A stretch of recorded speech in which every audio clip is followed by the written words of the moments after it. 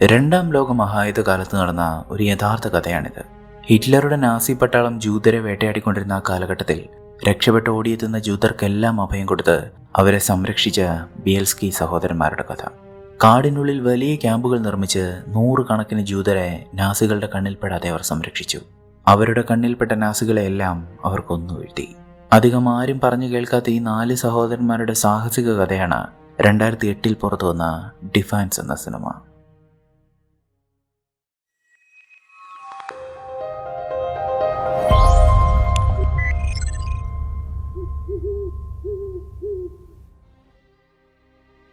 വർഷം 1941.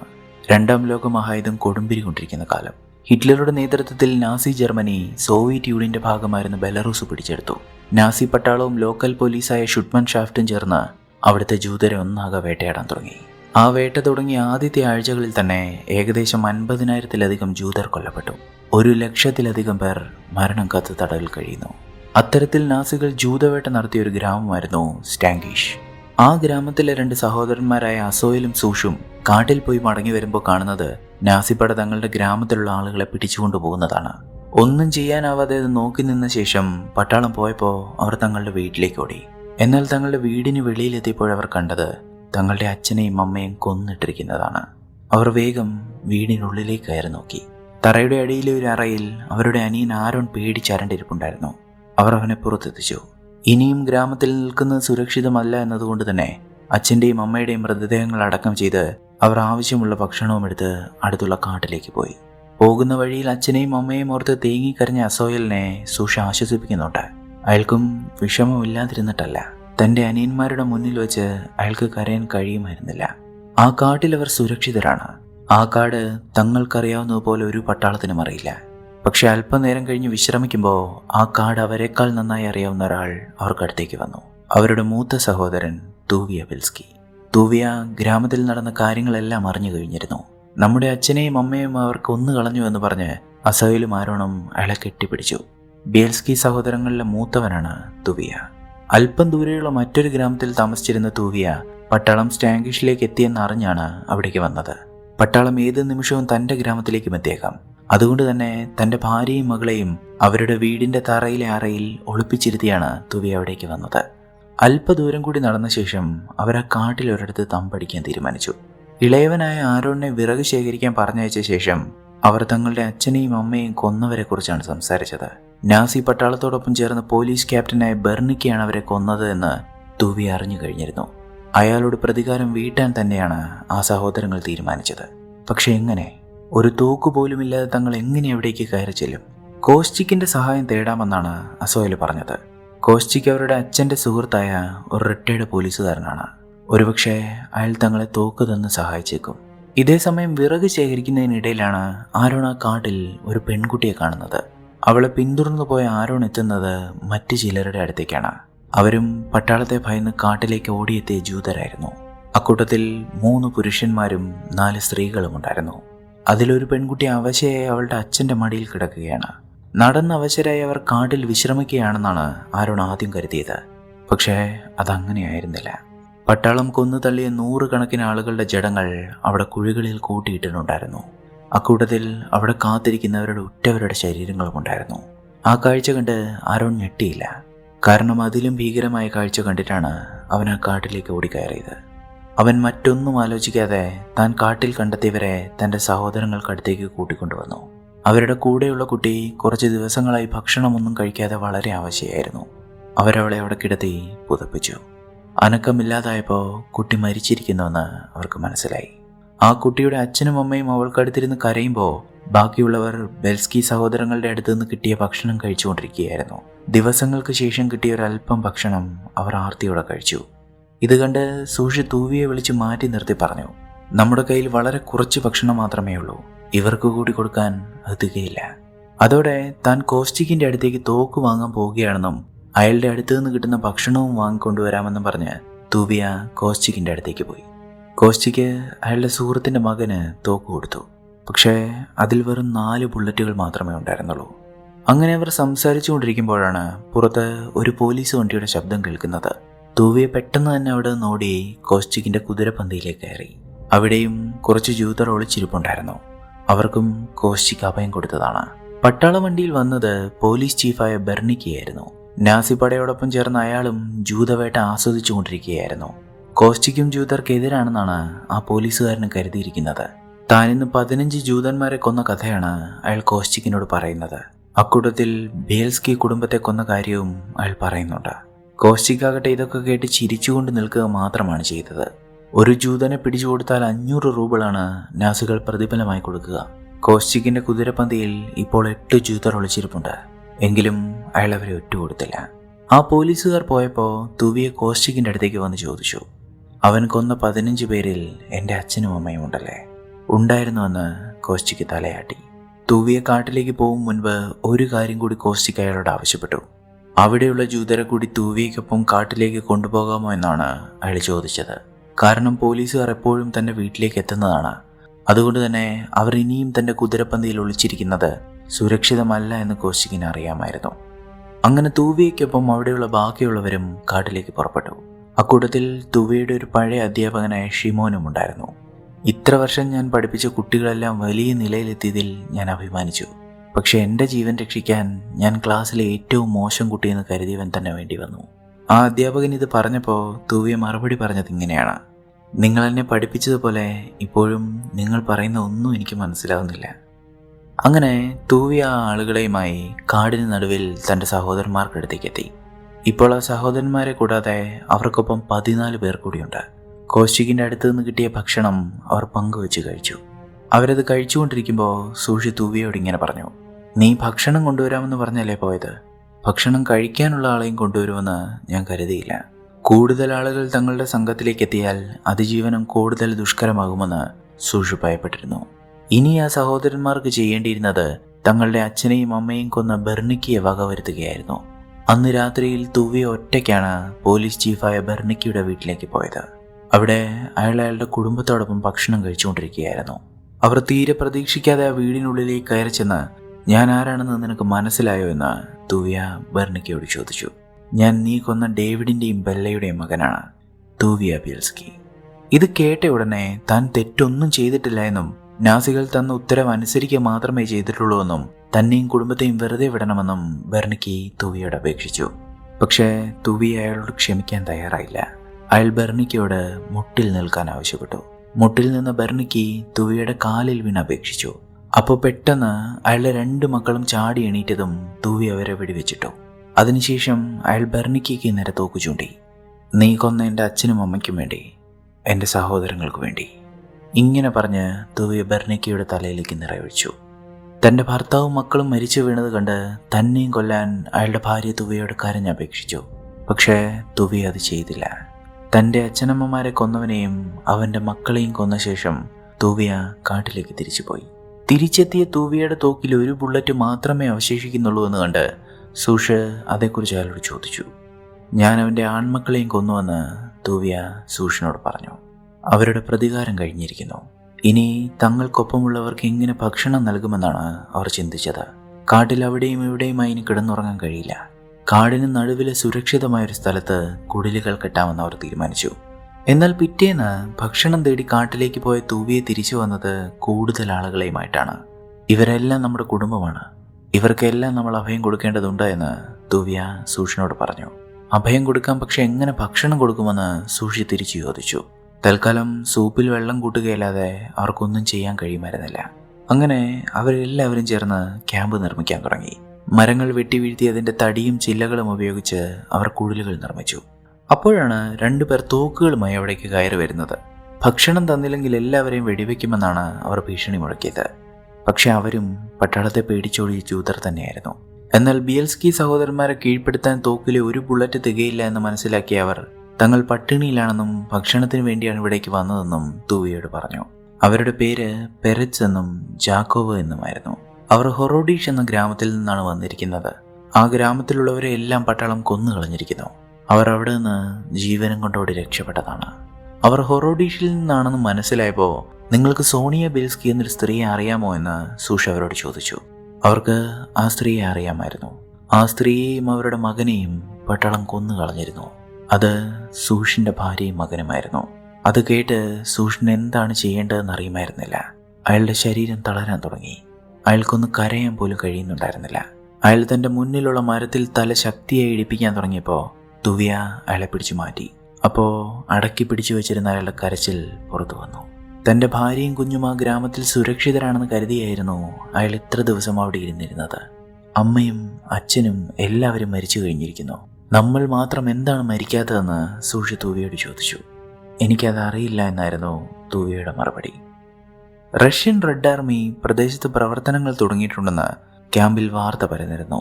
അവർ റെയിൽപാതകൾ തകർത്ത് ജർമ്മൻ ട്രെയിനുകൾ അട്ടിമറിക്കുകയാണ് ചെയ്യുന്നത്. അക്കാര്യത്തെക്കുറിച്ച് പെരറ്റ്സും യാക്കോവും അസോയലിനോട് സംസാരിച്ചു കൊണ്ടിരിക്കുമ്പോഴാണ് സുഷ് അവരുടെ അടുത്തേക്ക് വരുന്നത്. നിങ്ങൾക്കും റഷ്യക്കാരെ പോലെ നാസികളെ കൊല്ലണമെങ്കിൽ റൈഫിളുകളും എടുത്ത് എൻ്റെ ഒപ്പം വരാൻ അയാൾ അവരോട് പറഞ്ഞു. തൻ്റെ കുടുംബം മുഴുവൻ കൊല്ലപ്പെട്ടിരിക്കുന്നു. ഇനി പ്രതികാരത്തിനുള്ള സമയമാണെന്നാണ് സൂഷ് പറഞ്ഞത്.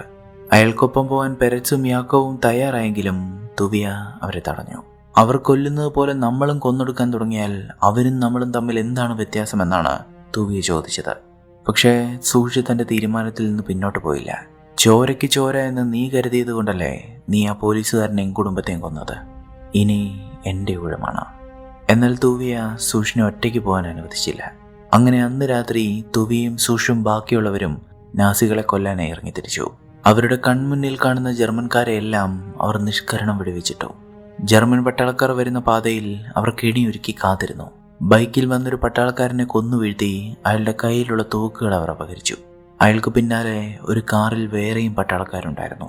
അവരും ഒരു ജർമ്മൻ ബൈക്ക് വഴിയിൽ കിടക്കുന്നത് കണ്ട് കാർ അവിടെ നിർത്തി പുറത്തേക്കിറങ്ങി. അവരെയും തൂവിയും സംഘവും ആക്രമിച്ചു.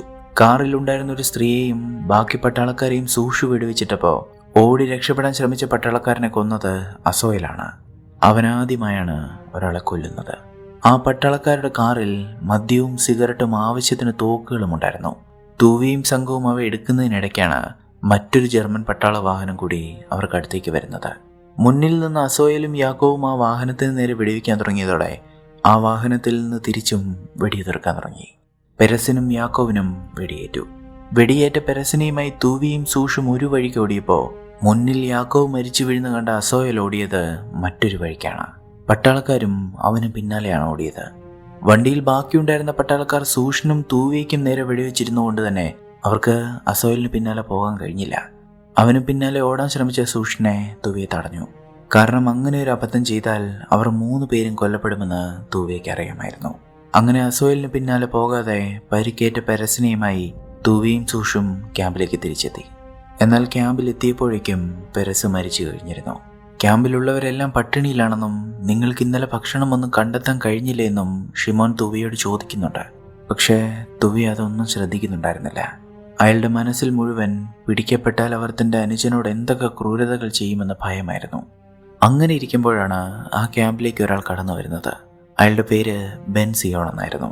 അയാൾ തൂവിയെ കാണാൻ വന്നതായിരുന്നു. വില്ല എന്ന പ്രദേശത്തെ ജൂതന്മാരെയും പട്ടാളം കൊന്നു കഴിഞ്ഞിരിക്കുന്നുവെന്ന് വാർത്ത അറിയിക്കാനാണ് അയാൾ അവിടേക്ക് എത്തിയത്. ക്യാമ്പിലുള്ള പലരുടെയും ബന്ധുക്കൾ ആ ഗ്രാമത്തിലുണ്ടായിരുന്നു. അവരെല്ലാം കൊല്ലപ്പെട്ടിരിക്കുന്നു. തങ്ങൾ അടുത്തില്ലാതെ തങ്ങളുടെ പ്രിയപ്പെട്ടവർ കൊല്ലപ്പെട്ടിരിക്കുന്നുവെന്ന് മനസ്സിലാക്കിയപ്പോൾ ക്യാമ്പിലുള്ള പലരും ആ ദേഷ്യം തൂവിയോടാണ് തീർത്തത്.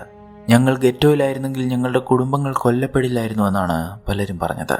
മറ്റു ചിലരാവട്ടെ ഗെറ്റോയിൽ സ്വാതന്ത്ര്യമില്ല എന്നേ ഉള്ളൂ, അവിടെ ഭക്ഷണമുണ്ടായിരുന്നുവെന്നും ഈ കാടിന് നടുവിൽ പട്ടിണി കിടന്ന് മരിക്കേണ്ടി വരില്ലായിരുന്നുവെന്നും പരാതിപ്പെട്ടു. എന്നാൽ അവരെ എതിർത്ത് സംസാരിച്ചത് ഷിമോനും ഐസക്കുമായിരുന്നു. നമ്മുടെ പ്രതീക്ഷ ഈ ക്യാമ്പ് തന്നെയാണെന്ന് അവർ ബാക്കിയുള്ളവരെ പറഞ്ഞ് മനസ്സിലാക്കാൻ ശ്രമിച്ചു. അങ്ങനെ ക്യാമ്പിലുള്ളവർ പരസ്പരം ചേരി തിരിഞ്ഞ് തർക്കിക്കാൻ തുടങ്ങിയതോടെ തുവിയ അവരോട് വല്ലാതെ ദേഷ്യപ്പെട്ടു. അപ്പോൾ മാത്രമാണ് അവർ തർക്കം നടത്തിയത്. നമുക്കിനിയും ഇങ്ങനെ തർക്കിച്ച് നിൽക്കാൻ കഴിയില്ല. നമുക്ക് തയ്യാറെടുക്കേണ്ടതുണ്ട്. പ്രതികാരത്തിനല്ല, അതിജീവനത്തിന്. നമ്മുടെ ക്യാമ്പിന് കൂടുതൽ സുരക്ഷ ഒരുക്കേണ്ടതുണ്ട്. നമ്മുടെ ക്യാമ്പിലേക്ക് കൂടുതൽ ഭക്ഷണം എത്തേണ്ടതുണ്ട്.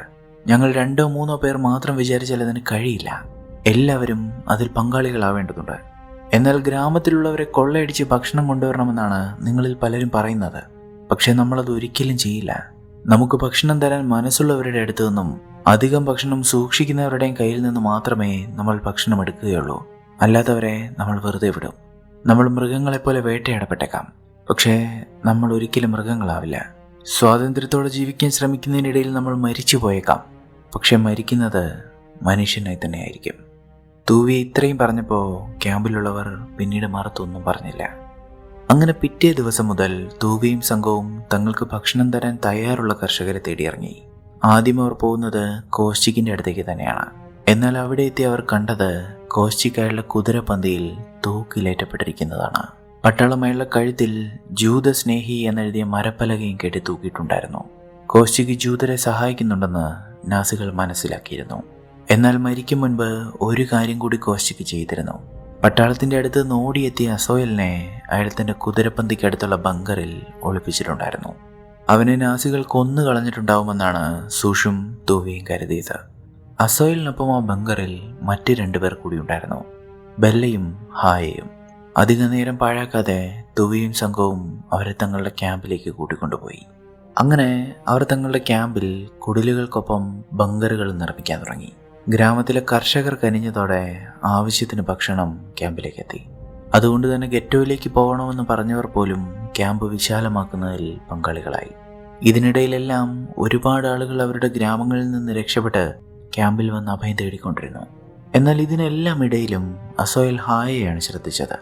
അത് മനസ്സിലാക്കിയിട്ടാവണം അവളോട് പോയി സംസാരിക്കാൻ തൂവി അസോയലിനോട് പറഞ്ഞു. ആദ്യം ഒരു മടി കാണിച്ചെങ്കിലും തൂവിയെ നിർബന്ധിച്ചപ്പോൾ അസോയൽ അവളോട് പോയി മിണ്ടുക തന്നെ ചെയ്തു. അങ്ങനെ ഇരിക്കെയാണ് ഒരു ദിവസം ഭക്ഷണം ശേഖരിക്കാനായി തൂവിയെ സൂഷിനെയും അസോയലിനെയും ബെന്നിനെയും ഗ്രാമത്തിലേക്ക് പറഞ്ഞു വിടുന്നത്. ജർമ്മൻ പട്ടാളത്തിന് പാലും മുട്ടയുമായി പോകുന്നൊരു കർഷകനെയാണ് അവർ ആദ്യം കണ്ടത്. ഒരു കർഷകന്റെയും കയ്യിൽ നിന്ന് മുഴുവൻ ഭക്ഷണവും എടുക്കരുതെന്ന് തൂവിയെ പ്രത്യേകം പറഞ്ഞിട്ടുണ്ടായിരുന്നു. തൂവിയെ പറഞ്ഞത് അസോയൽ ഓർമ്മിപ്പിച്ചെങ്കിലും സൂസ് അയാളുടെ കയ്യിലുള്ള ഭക്ഷണം മുഴുവൻ എടുത്തു. അന്നേ ദിവസം തന്നെ മറ്റൊരു വാർത്തയുമായി ബെൻ തൂവിയേക്ക് അടുത്തേക്ക് എത്തി. പട്ടാളം നോവോ ഗ്രൂട്ടക് എന്ന ഗ്രാമത്തിലേക്കും എത്തിക്കഴിഞ്ഞിരുന്നു. അവരാ ഗ്രാമത്തിലുള്ളവരെല്ലാം കൊന്നുകളഞ്ഞു. അക്കൂട്ടത്തിൽ തുവിയുടെ ഭാര്യയും മകളും ഉണ്ടായിരുന്നു. ആ വാർത്ത കേട്ട് തുവി സൂഷിനെ പോലെ കരഞ്ഞില്ല. അയാൾ തന്റെ മുന്നിൽ കത്തിക്കൊണ്ടിരുന്ന തീയിലേക്ക് നോക്കിക്കൊണ്ട് മാത്രമിരുന്നു. ഏത് നിമിഷവും അങ്ങനെ ഒരു വാർത്ത താൻ കേൾക്കേണ്ടി വരുമെന്ന് ഭയന്ന് തന്നെയാണ് തൂവി ഇരുന്നിരുന്നത്. പിന്നീടുള്ള ദിവസങ്ങളിൽ തൂവി ആരോടും അധികം സംസാരിച്ചില്ല. കാടിന് നടുവിൽ എവിടേക്കെങ്കിലും പോയി വിദൂരതയിലേക്ക് നോക്കി നിൽക്കുക മാത്രം ചെയ്തു. അതേസമയം സൂഷ് തന്റെ കുടുംബത്തിന്റെ വേർപാടിൽ നിന്ന് ഒരു പരിധിവരെ മോചിതനായി കഴിഞ്ഞിരുന്നു. അതിനയാളെ സഹായിച്ചത് ബെല്ലയാണ്. അവർ തങ്ങളുടെ ഒറ്റപ്പെടലുകളെക്കുറിച്ച് ഒരുപാട് നേരം പരസ്പരം സംസാരിക്കും. അങ്ങനെ സൂസ് ബെല്ലയുമായി കൂടുതൽ അടുത്തു. അങ്ങനെ ഇരിക്കെയാണ് കാട്ടിലൂടെ നടക്കുകയായിരുന്ന ആരോൺ കാടിനുള്ളിലേക്ക് ഒരു സംഘം പട്ടാളക്കാർ കയറി വരുന്നത് കാണുന്നത്. അവരെ അവിടേക്ക് നയിച്ചത് മറ്റാരുമായിരുന്നില്ല, സൂഷ് കൊള്ളയടിച്ച ആ കർഷകനായിരുന്നു. അവരെ കണ്ടയുടൻ ആരോൺ ഓടിച്ചെന്ന് ഈ വിവരം ക്യാമ്പിൽ അറിയിച്ചു. പട്ടാളം തങ്ങളെ തേടി വരുന്നുണ്ടെന്ന് മനസ്സിലായ ഉടനെ തന്റെ ക്യാമ്പിലുള്ളവരെല്ലാം തൂവിയും സൂഷും കാടിന് നടുവിലുള്ള ആ പുഴ കടത്തിവിട്ടു. അതിനുശേഷം തോക്കുമായി തുവിയും സംഘവും ആ പുഴയ്ക്കക്കരെ പട്ടാളക്കാരെ കാത്തു നിന്നു. പക്ഷേ അത് നാസി പട്ടാളമായിരുന്നില്ല, ബെലറൂഷ്യൻ പോലീസായ ഷുഡ്മൻ ഷാഫ്റ്റ് ആയിരുന്നു. അവർ ക്യാമ്പിലുണ്ടായിരുന്നവരെ തേടി പുഴ കടക്കാൻ തുടങ്ങിയപ്പോൾ തുവിയും സംഘവും അവർക്ക് നേരെ വെടിവെച്ചു. ഇവിടെ നിന്ന് പോയില്ലെങ്കിൽ ഒരുത്തനെയും കാടിറങ്ങാൻ അനുവദിക്കില്ല എന്ന് സൂഷ് അവരോട് വിളിച്ചു പറഞ്ഞു. പക്ഷേ പോലീസുകാർ പിന്തിരിഞ്ഞില്ല. ബെൽസ്കി സഹോദരന്മാർ കീഴടങ്ങിയാൽ ബാക്കിയുള്ളവരെ വെറുതെ വിടാമെന്നാണ് അവർ പറയുന്നത്. അതോടെ സൂഷ കർഷകന്റെ കയ്യിലേക്ക് വെടിവെച്ചു. ഇനിയും ഇവിടെ നിന്ന് പോയില്ലെങ്കിൽ അടുത്ത ബുള്ളറ്റ് നിന്റെയൊക്കെ തലയിലായിരിക്കുമെന്ന് അയാൾ അവിടെ നിന്ന് വിളിച്ചു പറഞ്ഞു. അപ്പോഴാ പോലീസുകാർക്ക് പിന്തിരിയുകയല്ലാതെ മറ്റു വഴികളില്ലായിരുന്നു. കാരണം ഇത്രയും തോക്കുകളും മറ്റും അവരുടെ പക്കലുണ്ടായിരിക്കുമെന്ന് പോലീസുകാർ കരുതിയിരുന്നില്ല. അതുമാത്രമല്ല, എത്ര പേരാണ് തങ്ങളെ വെടിവെച്ചിടാൻ കാത്തു നിൽക്കുന്നതെന്നും അവർക്കറിയുമായിരുന്നില്ല. പോലീസുകാർ പോയി കഴിഞ്ഞപ്പോൾ സൂഷി തുവിയോട് ഇങ്ങനെ പറഞ്ഞു: ആ പാൽക്കാരനെ കൊള്ളയടിച്ച് അവിടെ വെച്ച് തന്നെ അവനെ കൊന്നു കളഞ്ഞിരുന്നെങ്കിൽ ഈ പ്രശ്നമൊന്നും ഉണ്ടാവില്ലായിരുന്നു. നീ മറ്റാളുകൾക്ക് ഉപദ്രവം ഉണ്ടാവാതെ നോക്കുമ്പോൾ സ്വന്തം ആളുകളാണ് അതിൻ്റെ ഫലം അനുഭവിക്കുന്നതെന്ന് ഓർത്തോ. ഇനിയും തങ്ങളുടെ പഴയ ക്യാമ്പിൽ തങ്ങുന്നത് സുരക്ഷിതമല്ല. പോലീസുകാർ കൂടുതൽ ആളുകളെയുമായി അവിടേക്ക് എത്തിയേക്കാം. അതുകൊണ്ട് തന്നെ ക്യാമ്പ് കാടിൻ്റെ മറ്റൊരു വശത്തേക്ക് മാറ്റേണ്ടതുണ്ടായിരുന്നു. അധികം വൈകിക്കാതെ തന്നെ തുവിയ തൻ്റെ ആളുകളെയുമായി കുറെ അകലെയുള്ള കാടിൻ്റെ മറ്റൊരു വശത്തേക്ക് പുറപ്പെട്ടു.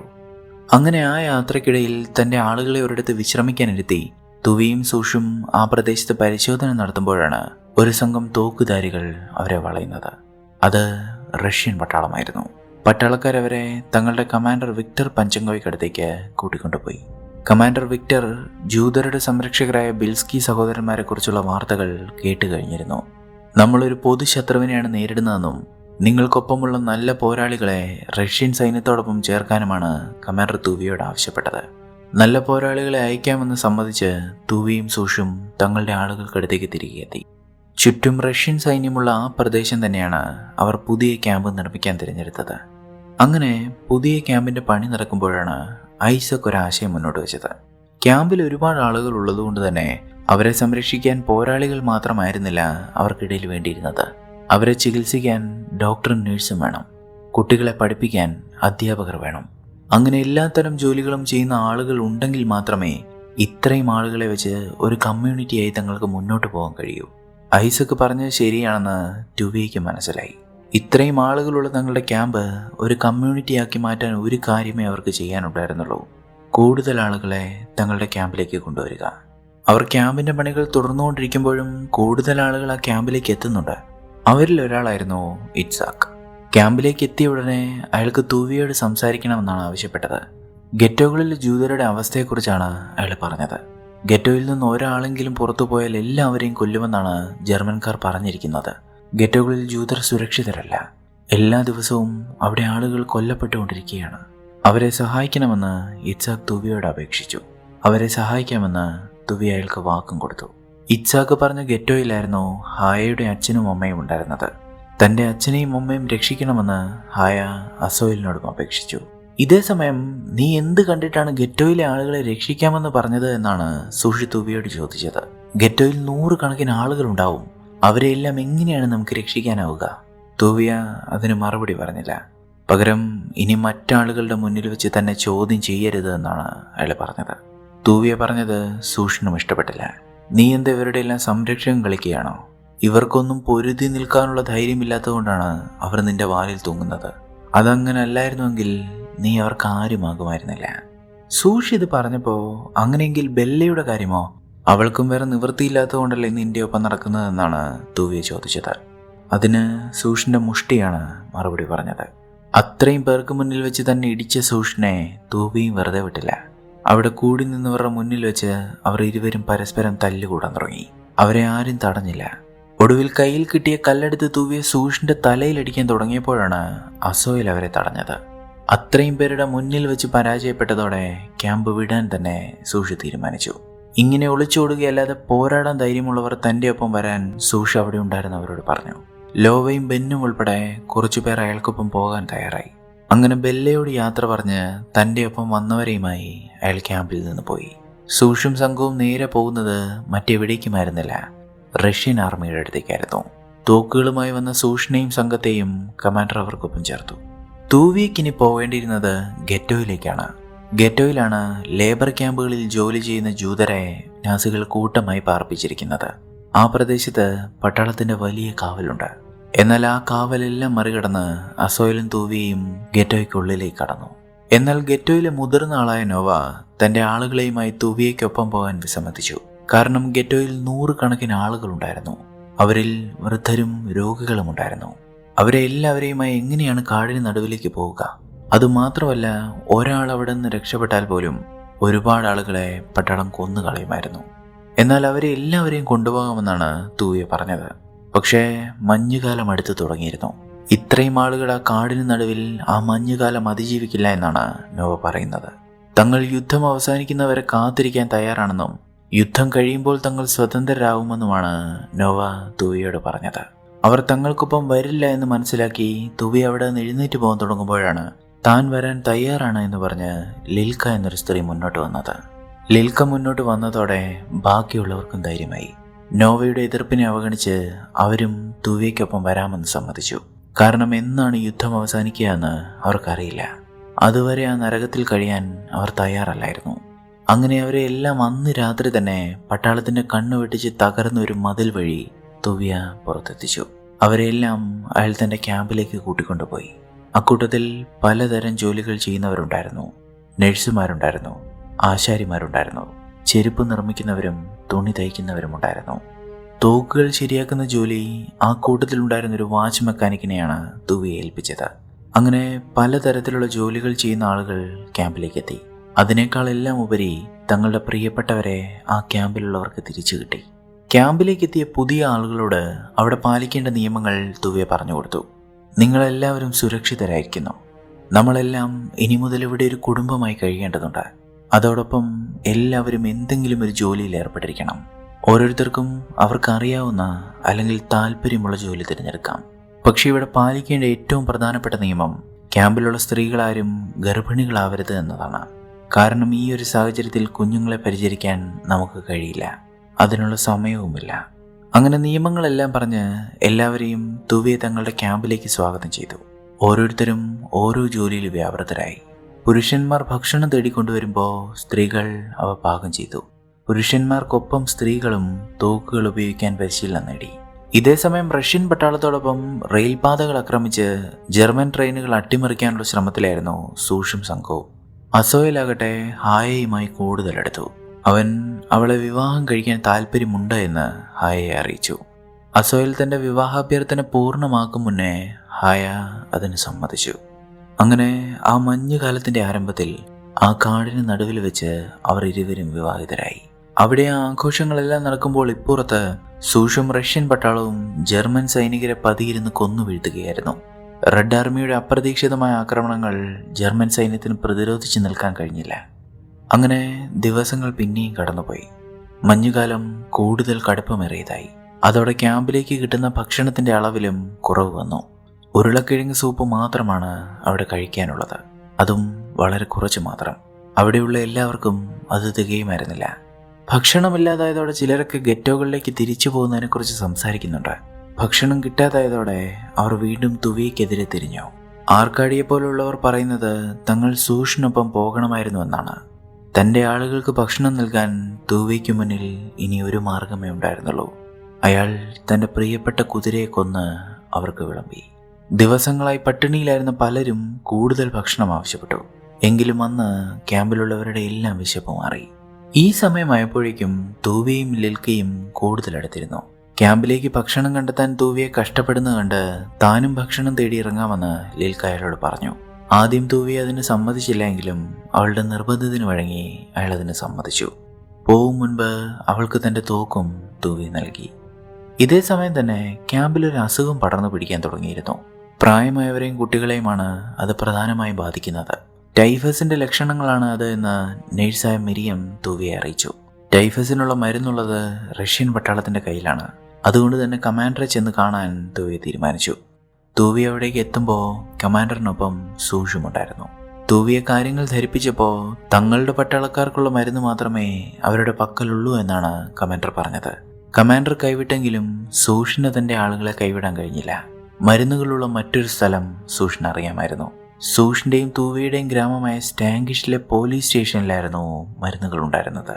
അവിടേക്ക് പോയി അത് എടുക്കാൻ തന്നെ ഇരുവരും തീരുമാനിച്ചു. രാത്രിയോടെ ഇരുവരും പോലീസ് സ്റ്റേഷനടുത്തേക്ക് എത്തി. എന്നാൽ അപ്പോഴേക്കും തൂവിയ്ക്കും രോഗത്തിന്റെ ലക്ഷണങ്ങൾ കാണിച്ചു തുടങ്ങിയിരുന്നു. വയ്യാതെ തളർന്നിരിക്കുന്ന തന്റെ സഹോദരനെയുമായി ആ പോലീസുകാർക്കിടയിലേക്ക് പോകാൻ സൂഷിന് മനസ്സ് വന്നില്ല. സ്റ്റേഷനിലേക്ക് നീ വരണ്ട എന്നാണ് സൂഷ് അയാളോട് പറഞ്ഞത്. അങ്ങനെ തൂവിയെ വണ്ടിയിൽ തന്നെ ഇരുത്തി സൂഷും ബെന്നും ക്രിൻസ്കി എന്നൊരാളും ആ പോലീസ് സ്റ്റേഷനിലേക്ക് കയറി ചെന്നു. അവർ അകത്തേക്ക് കയറിയ ഉടനെ അവിടെ നിന്ന് വെടിവെച്ചുകൾ കേൾക്കാൻ തുടങ്ങി.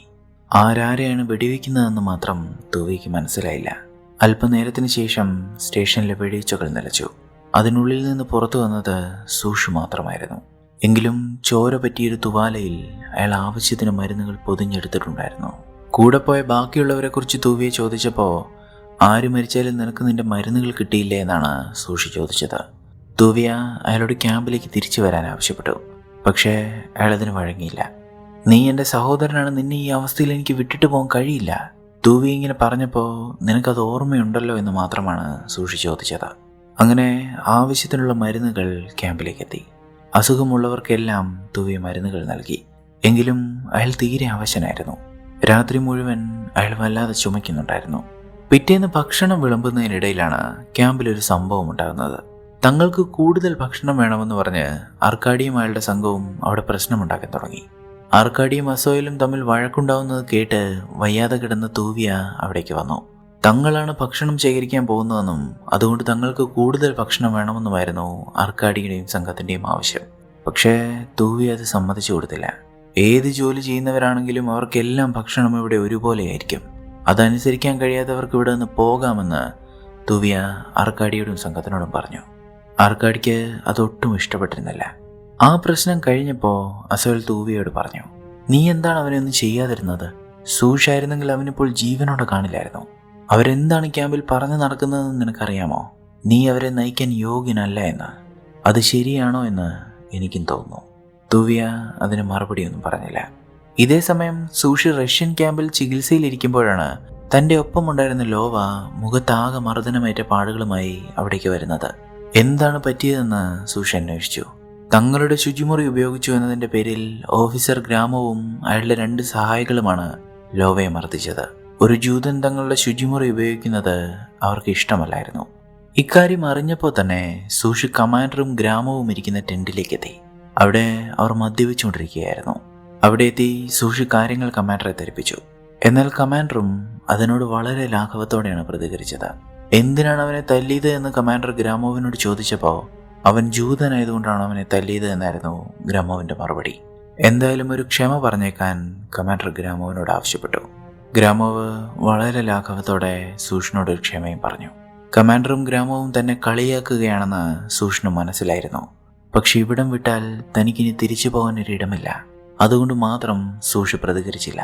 ഗ്രാമവും കമാൻഡറും അവരുടെ പാട്ടും മദ്യപാനവും തുടർന്നു. പിറ്റേന്ന് ക്യാമ്പിൽ ഭക്ഷണം വിളമ്പാനുള്ള സമയമായപ്പോഴാണ് മറ്റൊരു സംഭവം കൂടി അവിടെ നടക്കുന്നത്. അവിടെ ആർക്കാഡിയും സംഘവും ഭക്ഷണം മറ്റുള്ളവർക്ക് നൽകാതെ തടഞ്ഞു വെച്ചിരിക്കുകയാണ്. അവർ കഴിച്ച ശേഷം ബാക്കിയുള്ളവർ കഴിച്ചാൽ മതിയെന്നാണ് ആർക്കാഡി പറയുന്നത്. അവശനായി കിടന്ന തൂവി അവിടേക്ക് എത്തി നോക്കുമ്പോൾ അസോയലിന്റെ മുഖത്ത് മർദ്ദനമേറ്റതിന്റെ പാടുകളുണ്ടായിരുന്നു. തൂവി ആർക്കാഡിയോട് എന്താണ് ഇവിടെ സംഭവിക്കുന്നതെന്ന് ചോദിച്ചു. ഇനി മുതൽ എങ്ങനെയാണ്? ഭക്ഷണം കണ്ടെത്തുന്നവർ ആദ്യം നല്ല ഭക്ഷണം കഴിക്കും. എന്തെങ്കിലും മിച്ചമുണ്ടെങ്കിൽ ബാക്കിയുള്ളവർ കഴിച്ചാൽ മതി. ആർക്കാഡി ഇങ്ങനെ പറഞ്ഞപ്പോൾ എൻ്റെ ഓർഡർ അങ്ങനെ ആയിരുന്നില്ലല്ലോ എന്ന് തൂവി അയാളോട് ചോദിച്ചു. നിന്റെ ഉത്തരവുകൾ അനുസരിക്കാൻ ഇനി മുതൽ നീ ഞങ്ങളുടെ നേതാവല്ലല്ലോ എന്നാണ് ആർക്കാഡി തിരിച്ചു പറഞ്ഞത്. തൂവിയ അതിന് മറുത്തൊന്നും പറഞ്ഞില്ല. ഇന്നലെ അസോയിൽ പറഞ്ഞതിൻ്റെ ബാക്കിയാണ് തൻ്റെ ജനങ്ങൾക്ക് മുന്നിൽ വെച്ച് ആർക്കാഡി പറഞ്ഞത്. അധികം ആലോചിച്ച് നിൽക്കാതെ തുവിയെ തൻ്റെ തോക്കെടുത്ത് ആർക്കാഡിക്ക് നേരെ നിറയൊഴിച്ചു. അതിനുശേഷം അയാളുടെ സഹായികളോടായി തുവി ഇങ്ങനെ പറഞ്ഞു: ഞാൻ തന്നെയാണ് എൻ്റെ ജനത്തിൻ്റെ നേതാവ്. അതങ്ങനെ ആയിരിക്കുന്നിടത്തോളം കാലം എൻ്റെ ഓർഡറുകൾ അനുസരിച്ച് ഇവിടെ കഴിഞ്ഞുകൊള്ളുക. അതിന് തയ്യാറല്ല എങ്കിൽ ഈ നിമിഷം നിങ്ങൾക്ക് ഇവിടെ നിന്ന് പോകാം. അതിനുശേഷം തുവി ആർക്കാഡിയുടെ ശരീരം ചെന്നായ്ക്കൾക്ക് ഇട്ടുകൊടുക്കാൻ അവരോട് പറഞ്ഞു. മറ്റു മാർഗങ്ങളൊന്നുമില്ലാതെ തങ്ങൾ കഴിച്ചുകൊണ്ടിരുന്ന ഭക്ഷണം അവിടെ തന്നെ വെച്ച് ആർക്കാഡിയുടെ ആളുകൾ അയാളുടെ ശരീരവും ചുമന്ന് കാടിന് നടുവിലേക്ക് പോയി. പൊതുവെ ശാന്തനായിരുന്ന തങ്ങളുടെ നേതാവ് അങ്ങനെ ചെയ്യുമെന്ന് ക്യാമ്പിലുള്ളവർ പ്രതീക്ഷിച്ചിരുന്നില്ല. അയാൾ തങ്ങളുടെ നേതാവാകാൻ യോഗ്യനാണോ എന്ന സംശയം പിന്നീട് ആ ക്യാമ്പിൽ ആർക്കും ഉണ്ടായിരുന്നുമില്ല. ആ സംഭവത്തിന് ശേഷം വിശ്രമിക്കാൻ കിടന്ന തൂവി ഉണർന്നെണീക്കുന്നത് പിന്നെയും 2 ദിവസം കൂടി കഴിഞ്ഞാണ്. അപ്പോൾ അയാളുടെ അരികിൽ ലിൽക്കയും ഉണ്ടായിരുന്നു. ഇക്കഴിഞ്ഞ 2 ദിവസവും അവളാണ് അയാളെ പരിചരിച്ചത്. അപ്പോഴേക്കും അയാളുടെ അസുഖമുഖ ഭേദമായിരുന്നു. എങ്കിലും ലിൽക്ക അയാളെ കിടക്ക വിട്ട് എഴുന്നേൽക്കാൻ അനുവദിച്ചില്ല. കുറച്ചു നേരം കൂടി വിശ്രമിക്കാനാണ് അവൾ പറഞ്ഞത്. അങ്ങനെ വലിയ പ്രശ്നങ്ങളൊന്നുമില്ലാതെ ദിവസങ്ങൾ കടന്നുപോയി. അത്ര നാളെ കാട്ടിൽ തളം കെട്ടി നിന്ന് തണുപ്പിനെ ഭേദിച്ച് ഏപ്രിൽ മാസത്തെ ഇളം വെയില് ആ ക്യാമ്പിലേക്ക് എത്തിക്കഴിഞ്ഞിരുന്നു. വിശപ്പിന്റെ മഞ്ഞ് പതിയെ ഉരുകാൻ തുടങ്ങിയിരുന്നു.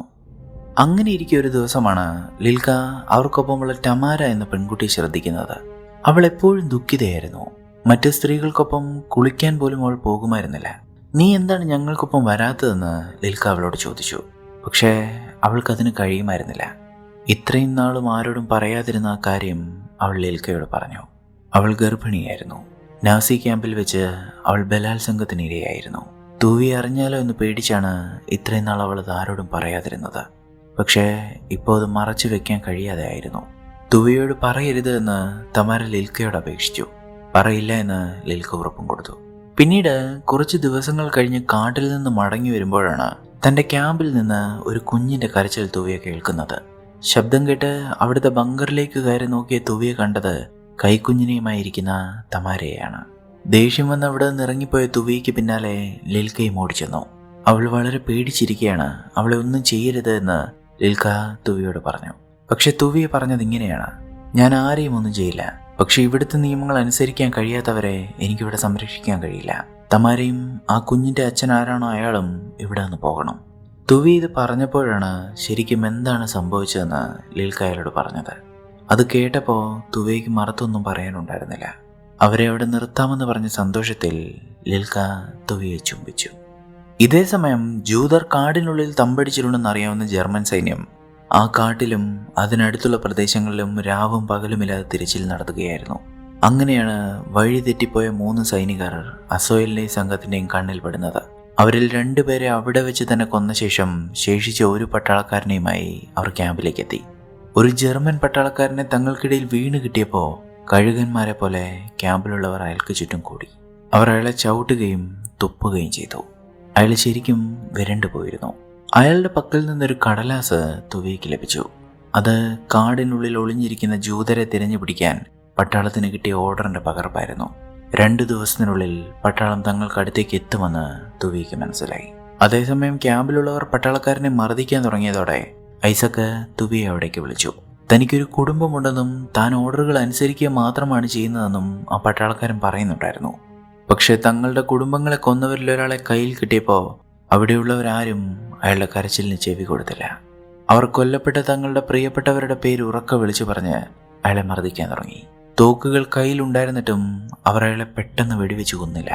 പകരം അവർ ആ തോക്കുകളുടെ പാത്തി കൊണ്ട് അയാളെ മർദ്ദിച്ചു. തൻ്റെ ആളുകൾ അങ്ങനെ ചെയ്യുന്നത് കണ്ട് തുവിയ അവരെ തടഞ്ഞില്ല. പട്ടാളം 2 ദിവസത്തിനുള്ളിൽ തങ്ങൾക്കടുത്തേക്ക് എത്തും. അതിനു മുൻപ് തൻ്റെ ആളുകളെയും ഇവിടെ നിന്ന് രക്ഷപ്പെടേണ്ടതുണ്ട്. അന്ന് രാത്രിയിൽ അയാൾ ലിൽക്കയോട് പറഞ്ഞു, എൻ്റെ ആളുകളെയുമായി ഞാൻ ഇനി എത്ര കാലം ഒളിച്ചോടും? എവിടേക്ക് പോകുമെന്നും എനിക്കറിയില്ല. ലിൽക്ക അതിന് മറുപടി പറഞ്ഞത് ഇങ്ങനെയാണ്: ഗെറ്റോയിലായിരുന്നെങ്കിൽ ഞാൻ എന്നെ കൊല്ലപ്പെട്ടനെ. നീ എന്നെ കണ്ടെത്തിയില്ലായിരുന്നുവെങ്കിൽ ഞാനിപ്പോൾ ഈ ഭൂമിയിൽ ഉണ്ടാകുമായിരുന്നില്ല.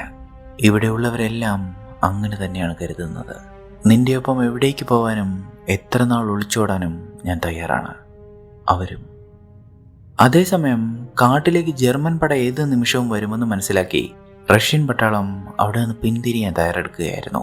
നമ്മളിപ്പോൾ പിന്തിരിഞ്ഞാൽ ക്യാമ്പിലുള്ളവർ എന്ത് ചെയ്യുമെന്ന് സൂഷി കമാൻഡറോട് ചോദിച്ചു. അവരുടെ കാര്യം തനിക്ക് അറിയില്ല എന്നും തനിക്ക് തൻ്റെ സൈന്യത്തെ സംരക്ഷിക്കേണ്ടതുണ്ട് എന്നുമാണ് കമാൻഡർ പറഞ്ഞത്. അവരെൻ്റെ സഹോദരങ്ങളാണ്, എനിക്കവരെ പിന്നിൽ ഉപേക്ഷിക്കാൻ പറ്റില്ല എന്ന് പറഞ്ഞ് സൂഷ് അവിടെ നിന്ന് ഇറങ്ങിപ്പോയി. അപ്പോഴേക്കും ജർമ്മൻ വിമാനങ്ങൾ ആ കാടിന് മുകളിലൂടെ പറന്നു തുടങ്ങിയിരുന്നു. അത് കണ്ടപ്പോഴേ ഒരു നിമിഷം പോലും പാഴാക്കാതെ അവിടെ നിന്ന് രക്ഷപ്പെടാമെന്ന് തുവിയെ തീരുമാനിച്ചു. ക്യാമ്പിലുള്ളവർ വേഗം തന്നെ ഭക്ഷണവും ആയുധങ്ങളും മാത്രം എടുത്ത് അവിടെ നിന്ന് പുറപ്പെടാൻ ഒരുങ്ങി. പക്ഷെ അപ്പോഴേക്കും കൂടുതൽ ജർമ്മൻ വിമാനങ്ങൾ അവർക്ക് മുകളിലേക്ക് എത്തിയിരുന്നു.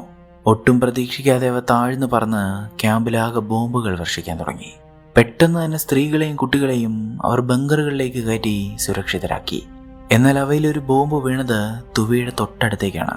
ദൂരേക്ക് തെറിച്ചു വീണ തുവിയെ പതിയെ എഴുന്നേറ്റ് നോക്കുമ്പോൾ കാണുന്നത് തനിക്ക് ചുറ്റും തൻ്റെ ആളുകൾ മരിച്ചു വീഴുന്നതാണ്.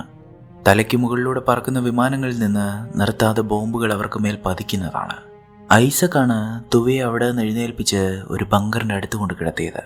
അല്പസമയത്തിന് ശേഷം ആ ക്യാമ്പ് ആകെ തകർത്ത് വിമാനങ്ങൾ അവിടെ നിന്ന് മടങ്ങി. ഇനി ഏത് നിമിഷം വേണമെങ്കിലും പട്ടാളം അവിടേക്ക് എത്തുമെന്ന് അവർക്കറിയാമായിരുന്നു. അതുകൊണ്ട് തന്നെ പട്ടാളത്തെ തങ്ങൾ പ്രതിരോധിച്ചു കൊള്ളാമെന്നും ശേഷിക്കുന്നവരെയുമായി എത്രയും വേഗം പുറപ്പെട്ടു കൊള്ളാനും അസോയൽ തുവിയോട് പറഞ്ഞു. അങ്ങനെ അസോയലും ഒരു സംഘം ചെറുപ്പക്കാരും തോക്കുകളുമായി അവിടെ പട്ടാളത്തെ കാത്തു നിന്നു. ഹായ അസോയലിനെ വിട്ടുപോകാൻ തയ്യാറായില്ലെങ്കിലും തുവിയെ നിർബന്ധിച്ചപ്പോൾ അവൾ അവിടെ നിന്ന് പോകാമെന്ന് സമ്മതിച്ചു. അങ്ങനെ ബാക്കിയുള്ളവരെയുമായി തുവിയെ വേഗം അവിടെ നിന്ന് രക്ഷപ്പെട്ടു. മുന്നിൽ മൂടൽമഞ്ഞായതുകൊണ്ട് തന്നെ നാസി പട്ടാളം വരുന്നത് അസോയലിനും സംഘത്തിനും കാണാൻ കഴിഞ്ഞില്ല. അവരുടെ കൂട്ടത്തിൽ ഒരാൾ വെടിയേറ്റ് വീണപ്പോഴാണ് പട്ടാളം തങ്ങളുടെ അടുത്തെത്തിയെന്ന് അവർക്ക് മനസ്സിലായത്. അവർ തിരിച്ചും വെടിവെക്കാൻ തുടങ്ങി. തങ്ങളുടെ കൂടെയുള്ളവർ ഓരോരുത്തരായി മരിച്ചു വീണുകൊണ്ടിരിക്കുകയാണ്. ജർമ്മൻ പട്ടാളം എത്ര പേരുണ്ട് എന്ന് പോലും അവർക്ക് കാണാൻ കഴിയുന്നില്ല. അവർ നിർത്താതെ ആ മൂടൽമഞ്ഞിലേക്ക് വെടിവെച്ചുകൊണ്ടിരിക്കുകയാണ്. എന്നാൽ തൻ്റെ ഒപ്പമുള്ളവരെല്ലാം വെടിയേറ്റ് വീഴുന്നത് കണ്ടു നിൽക്കാൻ മാത്രമേ അസോയലിന് കഴിഞ്ഞുള്ളൂ. ഇതേസമയം തൂവിയ തൻ്റെ ആളുകളെയുമായി നടന്ന് ഒരുപാട് ദൂരം താണ്ടിയിരുന്നു. എന്നാൽ ഒടുവിൽ നടന്നവരെത്തുന്നത് ഒരു ചതുപ്പ് പ്രദേശത്തേക്കാണ്. അവിടുത്തെ വെള്ളത്തിന് എത്ര ആഴമുണ്ടെന്ന് പോലും തുവയ്ക്കറിയില്ല. അതെത്ര ദൂരം വ്യാപിച്ചു കിടക്കുന്നുവെന്നും അയാൾക്കറിയില്ല. തങ്ങളുടെ ഒപ്പം പ്രായമായവരും കുട്ടികളുമുണ്ട്. അവരെ എല്ലാമായി ആ പ്രദേശം താണ്ടാൻ കഴിയുമോ? ഇതാലോചിച്ച് നിൽക്കുന്നതിനിടയ്ക്കാണ് ദൂരെ നിന്നുള്ള വെടിവെച്ചുകൾ നിലച്ചത് തുവി ശ്രദ്ധിച്ചത്. എന്ത് ചെയ്യണമെന്നറിയാതെ തുവി അവിടെ ഇരുന്നു. നമ്മളിനി എന്ത് ചെയ്യുമെന്ന് അവരിൽ പലരും ചോദിക്കുന്നുണ്ട്. ആ ചോദ്യം ലിൽക്കയും തുവിയോട് ചോദിച്ചു. തങ്ങൾ ചെകുത്താൻ്റെയും കടലിൻ്റെയും നടുക്കാണ് പെട്ടിരിക്കുന്നത്. മുന്നിലേക്ക് പോകാൻ കഴിയില്ല, പിന്നിലേക്കും. അങ്ങനെ പ്രതീക്ഷയേറ്റ് നിൽക്കുമ്പോഴാണ് പിറകിൽ നിന്ന് അസോയലിൻ്റെ ശബ്ദം അവർ കേൾക്കുന്നത്. അവൻ പരിക്കേറ്റ് കിടന്ന ഒരാളെയുമായി അവിടെ നിന്ന് രക്ഷപ്പെട്ടിരുന്നു. നിങ്ങൾ എന്തിനാണ് ഇവിടെ വന്നിരിക്കുന്നതെന്ന് അസോയൽ അവരോട് ചോദിച്ചു. മറുപടി ഇല്ലാതിരുന്ന തുവിയയോട് അസോയൽ വീണ്ടും ഇങ്ങനെ ചോദിച്ചു. ദൈവം നമ്മുടെ ജനത്തിനു വേണ്ടി സമുദ്രം പിളർന്നതെന്ന് നിനക്കറിയില്ലേ? നമുക്കും അതിവിടെ ചെയ്തേ പറ്റൂ. ഇത് പറഞ്ഞ് അവിടെ ഉണ്ടായിരുന്നവരുടെ എല്ലാം ബെൽറ്റുകളും കയ്യിലുണ്ടായിരുന്ന വള്ളികളും അസോയൽ ആവശ്യപ്പെട്ടു. അവയെല്ലാം കൂട്ടിക്കെട്ടുകയാണ് അവൻ ചെയ്തത്. അവൻ എന്താണ് ചെയ്യാൻ പോകുന്നതെന്ന് മനസ്സിലായപ്പോൾ തുവിയയ്ക്കും പുതിയ പ്രതീക്ഷയുണ്ടായി. അങ്ങനെ വള്ളികളും ബെൽറ്റുകളും കൂട്ടിക്കെട്ടി വലിയൊരു വള്ളിയാക്കി അതിൽ പിടിച്ച് അവരാ വെള്ളത്തിലൂടെ നടക്കാൻ തുടങ്ങി. അസോയലും തുവിയയുമാണ് അവരെ വഴി കാണിച്ചത്. ഇടയ്ക്ക് പലരും വെള്ളത്തിൽ വീണുപോയെങ്കിലും അവർ ആ വള്ളിയിൽ തന്നെ പിടിച്ചു കിടന്നു. അരയ്ക്ക് മേലെ വെള്ളം എത്തിയപ്പോൾ പ്രായമായവരെ അവർ താങ്ങി പിടിച്ചു. കുട്ടികളെ അവർ തോളിലേറ്റി. ഇനിയും എത്ര ദൂരമുണ്ടെന്ന് അവർക്കറിയില്ല, പക്ഷേ നടന്നേ മതിയാവൂ. അങ്ങനെ പിന്നെയും മണിക്കൂറുകൾ നടന്ന് അവരക്കരെ എത്തി. നടന്നു തളർന്ന അവരെല്ലാവരും ആ തീരത്ത് വിശ്രമിച്ചു. എന്നാൽ അപ്പോഴേക്കും ഷിമോൻ വളരെ അവശനായിരുന്നു. ഇനി മുന്നോട്ട് പോകാൻ കഴിയുമോ എന്ന് അയാൾക്കറിയില്ല. എന്നിരുന്നാലും അയാൾ തുവിയോട് ഇങ്ങനെ പറഞ്ഞു, എനിക്കെൻ്റെ വിശ്വാസമെല്ലാം നഷ്ടപ്പെട്ടിരുന്നു. പക്ഷേ ഞങ്ങളെ രക്ഷിക്കാൻ നിന്നെയും നിന്റെ സഹോദരങ്ങളെയും ദൈവം അയച്ചതാണെന്ന് എനിക്കിപ്പോൾ മനസ്സിലായി. ഞാൻ ദൈവത്തോട് നന്ദി പറയുന്നു, നിങ്ങളോടും നന്ദി പറയുന്നു. ഇതായിരുന്നു അയാളുടെ അവസാന വാക്കുകൾ. അപ്പോഴാണ് തുവിയെ ദൂരെ നിന്നൊരു ശബ്ദം കേൾക്കുന്നത്. അത് ഒരു ജർമ്മൻ പട്ടാള ടാങ്കായിരുന്നു. പട്ടാളം തങ്ങളെ തേടി അവിടേക്കും എത്തിയെന്ന് മനസ്സിലായതോടെ തുവിയ എല്ലാവരോടും അവിടെ നിന്ന് ഓടി മാറിക്കൊള്ളാൻ പറഞ്ഞു. എന്നാൽ അവരെല്ലാം അവിടെ നിന്ന് ഓടി രക്ഷപ്പെടുന്നതിന് മുന്നേ ടാങ്കിൽ നിന്ന് വെടിയുതിർക്കാൻ തുടങ്ങി. പെട്ടെന്ന് തന്നെ എല്ലാവരും തീരത്തെ ഒരു ചെരുവിലേക്ക് ചെന്ന് കടന്നു. തുവിയും സംഘവും തങ്ങളുടെ കയ്യിലുള്ള തോക്കുകൾ ഉപയോഗിച്ച് അവരെ പ്രതിരോധിച്ചു. എന്നാൽ ജർമ്മൻ പട്ടാളം തങ്ങൾ മറഞ്ഞിരിക്കുന്ന ചെരുവിലേക്ക് ബോംബുകൾ എറിയാൻ തുടങ്ങിയതോടെ തുവിയ്ക്ക് മുന്നിൽ ഒരേ ഒരു മാർഗമേ ഉണ്ടായിരുന്നുള്ളൂ, കാട്ടിലൂടെ ഓടിച്ചെന്ന് ജർമ്മൻ പട്ടാളത്തെ പിന്നിൽ നിന്ന് ആക്രമിക്കുക. അങ്ങനെ തുവിയും ഐസക്കും തങ്ങളുടെ കയ്യിലുണ്ടായിരുന്ന ഹാൻഡ് ഗ്രനേഡുകളും തോക്കുകളും എടുത്ത് ജർമ്മൻ പട്ടാളത്തിന് പിന്നിലുള്ള കാട്ടിൽ പോയി മറഞ്ഞിരുന്നു. അപ്പോഴും കൂടുതൽ പട്ടാളക്കാർ അവിടേക്ക് എത്തിക്കൊണ്ടിരിക്കുകയാണ്. അവർ അവരുടെ വലിയ മെഷീൻ കണ്ണുകൊണ്ട് തൻ്റെ ആളുകൾക്ക് നേരെ വെടിവെക്കാൻ തുടങ്ങുകയാണ്. ആലോചിച്ച് നിൽക്കാതെ അവരെ എല്ലാം പിന്നിൽ നിന്ന് വെടിവെച്ചിട്ട് തുവിയ ആ മെഷീൻ കണ്ണ് കൈക്കലാക്കി. അതുമായി അയാൾ ബാക്കിയുള്ള പട്ടാളക്കാർക്ക് നേരെ വെടിവെക്കാൻ തുടങ്ങി. തങ്ങളുടെ പിന്നിൽ നിന്ന് ആക്രമണം തുടങ്ങിയതോടെ പട്ടാളം തുവിയ്ക്കും ഐസക്കിനും നേരെ തിരിഞ്ഞു.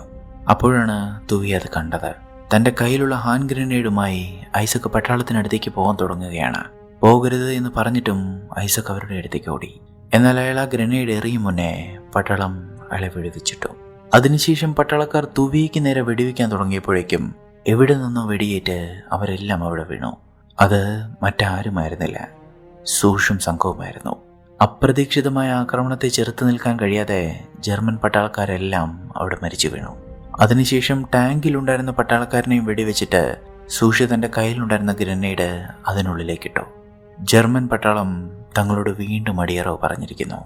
അതിനുശേഷം അവർ അവിടെ വീണ് കിടക്കുന്ന ജർമ്മൻ പട്ടാളക്കാരുടെ തോക്കുകളും ഹെൽമെറ്റുകളും അഴിച്ചെടുത്തു. തൻ്റെ അടുത്തേക്ക് ഓടിയെത്തിയ ബെല്ലയെ കണ്ട് സംസാരിച്ച ശേഷം സൂഷ് തുവിയ്ക്കടുത്തേക്കെത്തി. അയാൾ ഇനി റഷ്യൻ സേനയ്ക്കൊപ്പം പോകുന്നില്ല എന്ന് പറഞ്ഞപ്പോൾ തുവിയ സൂഷിനോട് ഇങ്ങനെ പറഞ്ഞു, നീ ഇനി പോകണ്ട, നമുക്ക് ഇനിയും ക്യാമ്പുകൾ നിർമ്മിക്കേണ്ടതുണ്ട്. അങ്ങനെ തങ്ങളുടെ ജനങ്ങളെയുമായി ആ സഹോദരന്മാർ വീണ്ടും യാത്ര തുടർന്നു. പിന്നെയും നീണ്ട 2 വർഷം അവർ ആ കാട്ടിൽ തന്നെ താമസിച്ചു. അവരുടെ പുതിയ ക്യാമ്പിൽ ഒരു നഴ്സറി ഉണ്ടായിരുന്നു, ഒരു സ്കൂൾ ഉണ്ടായിരുന്നു, ഒരാശുപത്രി ഉണ്ടായിരുന്നു. എന്നാൽ അതിലുപരി യുദ്ധം അവസാനിക്കുമ്പോഴേക്കും ആ ക്യാമ്പുകളിൽ 1200-ലധികം മനുഷ്യരുണ്ടായിരുന്നു.